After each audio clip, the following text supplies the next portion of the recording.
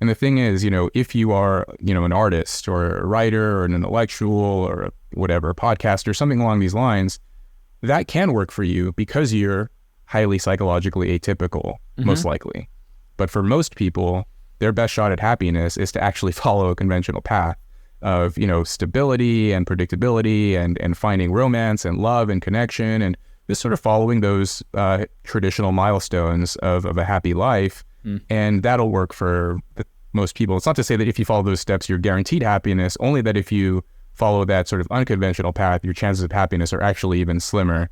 But the thing is, the influential people who are unusual are trying to promote the same sort of values that they adhere to that can often work for them, but it doesn't for everyone else.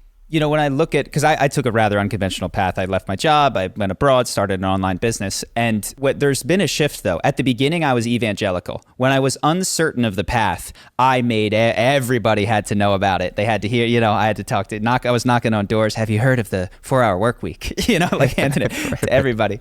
And as it's worked, I find myself available to help, but not insistent upon helping. Yeah. And I do think that is a marker of somebody with wisdom and you can listen to this person. Is if they're shoving it down your throat, that's a compensation for a lack of security with their own choices and the way that they've made things happen.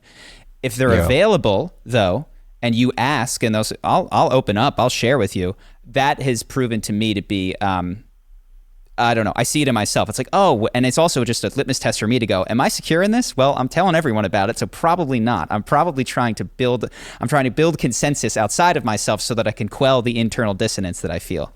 And that's been an important thing.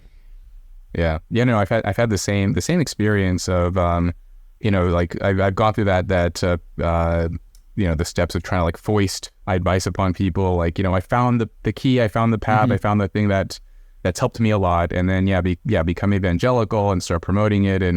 And most people, I find that most people are sort of most open to influence if you take a sort of a light touch, if you, sort of maybe gently suggest once in a while, but don't foist it or just live your life and sort of your actions and your success speaks for itself.